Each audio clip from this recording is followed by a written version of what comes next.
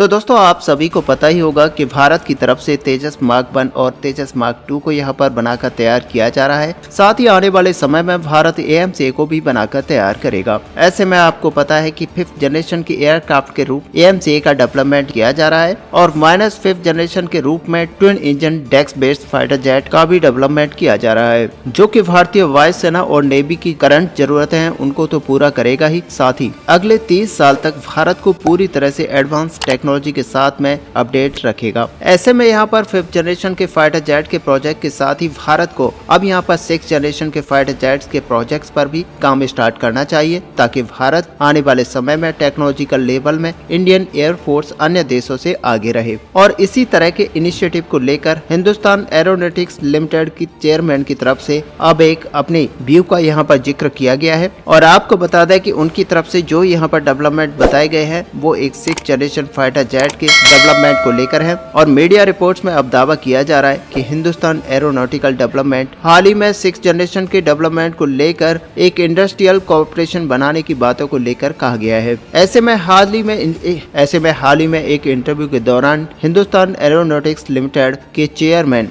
Doctor CB अनंत कृष्णन के तरफ से एक अपना ओपिनियन रखते हुए बताया गया है कि 6th जनरेशन के एयरक्राफ्ट के डेवलपमेंट प्रोग्राम में इंडस्ट्रियल पार्टनर या फिर ऐसे कह सकते हैं कि भारत के अन्य कंपनियों के साथ जो कि एयरक्राफ्ट के डेवलपमेंट में एक्सपर्टाइज रखती हैं उनके साथ कोऑपरेशन के लिए हिंदुस्तान एरोनॉटिक्स यहां पर तैयार है। और जब यहाँ पर मीडिया अधिकारियों के द्वारा CB अनंत कृष्णन को यहाँ पर सवाल किया गया कि इन पार्टनर्स के अंदर क्या प्राइवेट कंपनियां शामिल हो सकती हैं, तो उन्होंने अपने एक बयान में बताया कि फिलहाल इस तरह के जो भी एयरक्राफ्ट यहाँ पर बनाए जा रहे हैं उनकी टेक्नोलॉजी और डिजाइन की अभी कमी है। और उनकी तरफ से ये भी कहा गया कि एक बार अगर इन एयरक्राफ्ट के फ्रेमवर्क और कैपेसिटी के रिक्वायरमेंट को आइडेंटिफाई कर लिया जाता है तो उसके बाद में ऐसी कंपनियों के डिसीजन लिया जा सकता है। अब यहाँ पर जो बयान दिया गया है उससे एक बात यहाँ पर साफ हो जाती है कि अभी से हिंदुस्तान एरोनॉटिक्स लिमिटेड की तरफ से 6th जनरेशन के एयरक्राफ्ट को लेकर सोच विचार रखा जा रहा है और इनमें प्राइवेट कंपनियों को भी शामिल किया जाएगा। लेकिन दोस्तों यहाँ पर ये बात साफ है कि सबसे पहले इंडियन एयरफोर्स की तरफ से 6th जनरेशन फाइटर जेट्स की रिक्वायरमेंट को लेकर हिंदुस्तान एरोनॉटिक्स को यहाँ पर क्लियर होना पड़ेगा और 6th जनरेशन के फाइटर जेट के अंदर किस तरह के फीचर्स को यहाँ पर जोड़ा जाना है और किस तरह का एयरक्राफ्ट इसको बनाया जाएगा ये आइडेंटिफाई करना पड़ेगा।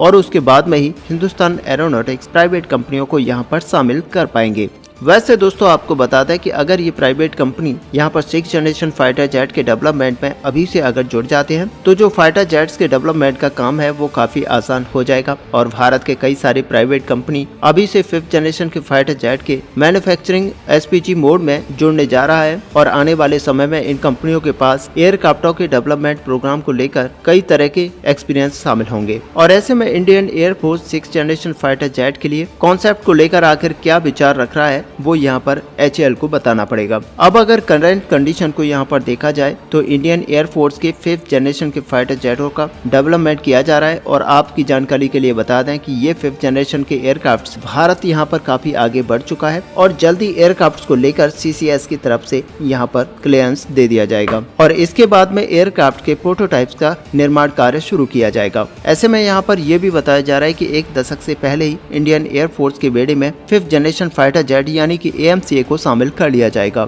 और दोस्तों AMCA के डेवलपमेंट के अंदर ही यहाँ पर 6th जनरेशन फाइटर जेट के डेवलपमेंट प्रोग्राम को रन किया जाएगा। और ये इसलिए कहा जा रहा है क्योंकि रिपोर्ट के मुताबिक भारत AMCA एयरक्राफ्ट के लिए जिन इंजन का डेवलपमेंट यहाँ पर करने जा रहा है यानी कि जिन इंजन को लेकर अलग अलग कंपनियों के साथ बातचीत की जा रही है उन कंपनियों के साथ भारत आने वाले समय में 6th जनरेशन का फाइटर जेट इंजन भी बनाकर तैयार करेगा। यानी कि ये इंजन एक तरह से देखा जाए तो केवल AMCA फाइटर जेट के लिए नहीं होगा बल्कि ये 6th जनरेशन फाइटर जेट के लिए भी डेवलप किया जाएगा। अब दोस्तों फिलहाल दुनिया में 6th जनरेशन के डेवलपमेंट प्रोग्राम को देखा जाए तो इसमें भी अमेरिका सबसे आगे है। अमेरिका के द्वारा अपने 6th जनरेशन के प्रोग्राम के अंदर पहला 6th जनरेशन का फाइटर जेट प्रोटोटाइप को तैयार कर लिया गया है और कुछ रिपोर्ट्स की अगर माने तो शायद अमेरिका के द्वारा इसका टेस्टिंग भी किया जा चुका है। जबकि अमेरिका के बाद में दूसरे नंबर पर यहाँ पर यूरोप के देशों का नाम आता है और यूरोप में 2 अलग अलग प्रोजेक्ट में इन एयरक्राफ्ट का डेवलप किया जा रहा है, जिनमें एक प्रोजेक्ट ब्रिटेन के नेतृत्व से एयरक्राफ्ट का डेवलप किया जा रहा है और इस प्रोजेक्ट के अंदर ब्रिटेन के साथ ही जापान और इटली जुड़ा हुआ है। और दूसरी प्रोजेक्ट में अगर देखा जाए तो फ्रांस के नेतृत्व में FCAS यानी कि फ्यूचर कॉम्बैट एयर सिस्टम कहा जाता है और इसमें फ्रांस, जर्मनी और स्पेन जैसे देश जुड़े हुए हैं।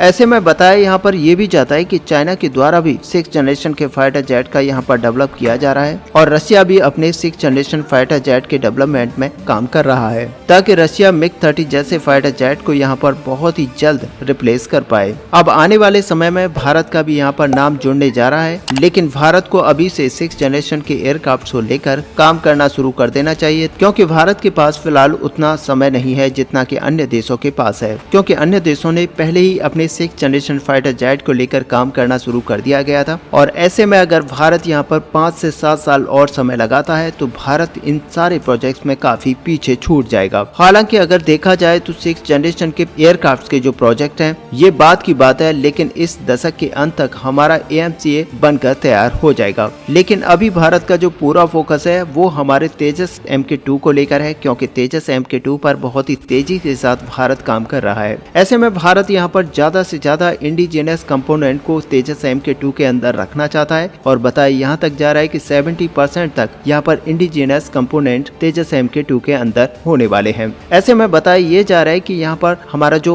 एयरक्राफ्ट इंजन है, साथ ही इसकी जो इजेक्शन सीट है वो बाहरी देशों से ली जा रही है, बाकी सारे पार्ट्स को इंडिजिनस बनाया जा रहा है। हालांकि HAL का यहाँ पर इरादा 80% तक इंडिजिनस कंपोनेंट्स को लेकर था और बताया ये भी जा रहा है कि एयरक्राफ्ट को प्रोडक्शन लाइफ जब अपने अंतिम दौर पर होगा तब तक एयरक्राफ्ट के अंदर 80% तक इंडिजिनियस कंपोनेंट्स को लगा लिया जाएगा। हालांकि आप सब लोगों के मन में अब ये सवाल आ सकता है कि एयरक्राफ्ट के प्रोडक्शन अगर यहाँ पर समाप्त हो जाते हैं तो इसमें इंडिजिनस कंटेंट को बढ़ाकर फायदा क्या होगा। तो आपकी जानकारी के लिए ये बता दें कि यहाँ पर कई सारे ऐसे कंपोनेंट्स होंगे जो कि भारत में बनाया जाएगा और इसको एंड में जाकर हमारे फाइटर जेट्स के अंदर जोड़ा जाएगा। जैसे कि आप एयर से रडार को ले सकते हैं जो कि तेजस MK1A के अंदर रिप्लेस किया जाएगा। और इसी तरह से अगर इंडिजिनस कंपोनेंट्स को भारत और भी बड़ी संख्या में बढ़ाता है तो इसका फायदा ये होगा कि आने वाले समय में जब हम 6th जनरेशन फाइटर जेट का यहाँ पर डेवलपमेंट कर रहे होंगे तो उस समय सारे कंपोनेंट्स को हम पहले ही बनाकर तैयार कर चुके होंगे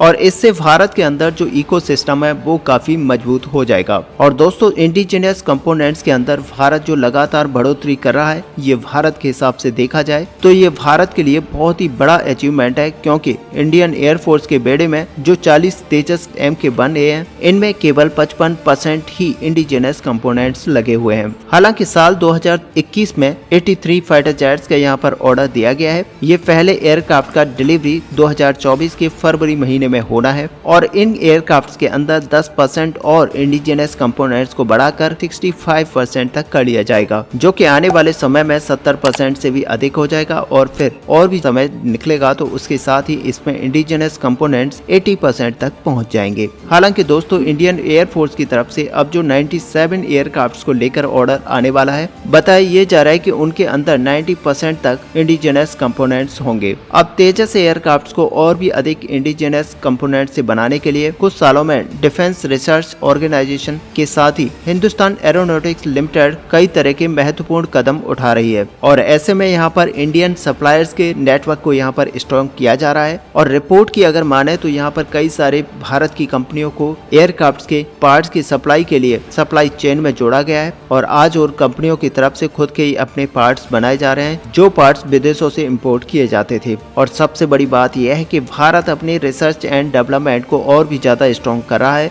जिससे कि आने वाले समय में हम इंडियन कंपोनेंट्स को और भी ज्यादा बड़ी संख्या में बना पाएंगे। और सबसे महत्वपूर्ण बात कि भारतीय कंपनियां जो कि लोकल तरीके से यहाँ पर इंडिजिनस कंपोनेंट्स को फाइटर जेट के लिए बनाती हैं, उनको विदेशों में भी एक्सपोर्ट किया जाएगा। और ये बड़ी बात होगी, क्योंकि भारत को अगर डिफेंस के क्षेत्र में एक्सपोर्ट को बढ़ाना है तो यहाँ पर भारतीय कंपनियों को लोकल तरीके से इन सारे कंपोनेंट्स को बनाने की सप्लाई चेन में जोड़ा जाएगा। ऐसे में दोस्तों, इस बड़े अपडेट को लेकर आपका यहाँ पर क्या व्यू है, आप अपना व्यू हमें कमेंट पे लिखकर जरूर बताएं। साथ ही अगर वीडियो आपका अच्छा लगा तो लाइक और शेयर करना ना भूलें। मिलते हैं नेक्स्ट वीडियो में, तब तक के लिए जय हिंद, जय भारत।